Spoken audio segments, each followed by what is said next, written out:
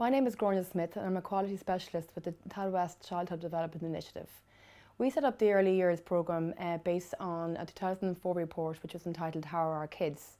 And that was a needs analysis that was undertaken in Tal West to look at the needs of the area.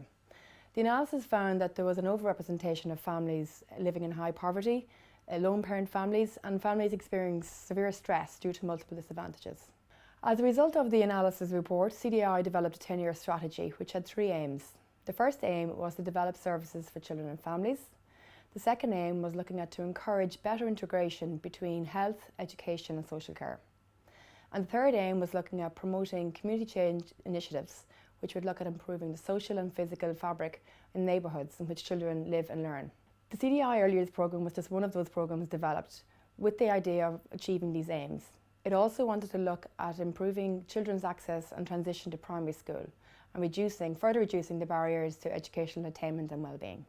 As with all of the CDI programmes, a manual was developed. This process began in 2007 and a manual was developed by Geraldine French. It was piloted in an early years service based in Tal West, and after some tweaking and adaptation, the manual was fully developed.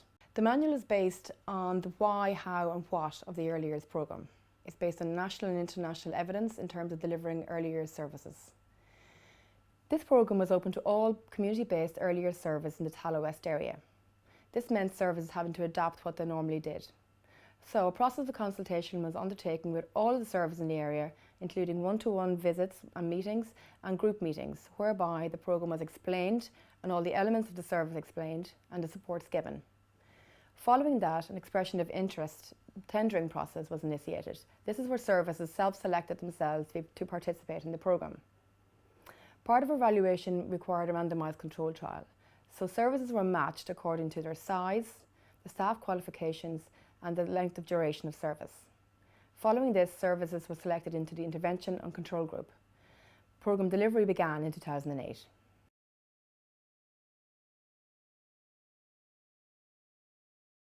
The plan essentially was once services were allocated into intervention control group, further extensive meetings were held with those services that were in the intervention group. Meetings were held with managers, contracts were developed and protocols designed. Open communication and have a good working relationship was key to getting this programme off the ground. Meetings were held with the HSE, primarily the public health nursing and social work team, in order to strengthen the relationship between the services and these agencies. The main training required for the early years programme was the high scope curriculum. An open and transparent tendering process was initiated and the successful candidates selected. Given the nature of the CDI Early Years programme, staff had non-contact time, thereby freeing them up to attend this 11-month training. It started in 2008 and finished up in 2009.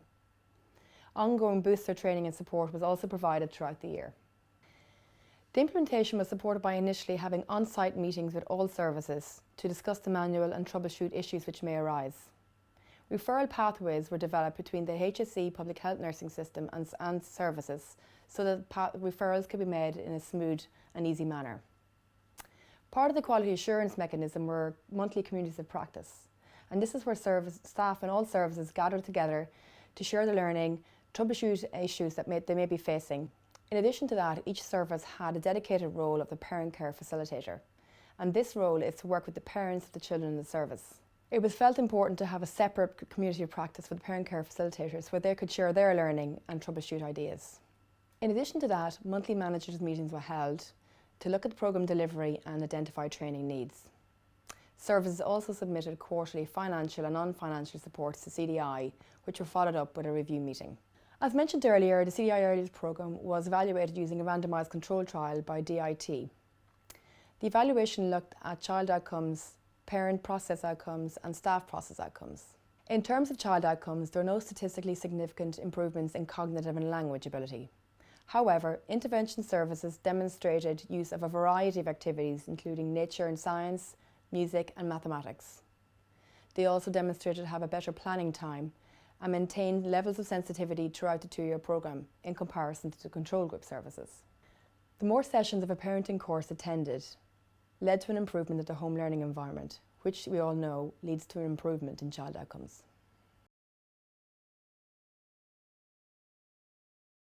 Given the findings of the evaluation, which only demonstrated that elements of the programme were successful, this programme in its entirety has not been continued.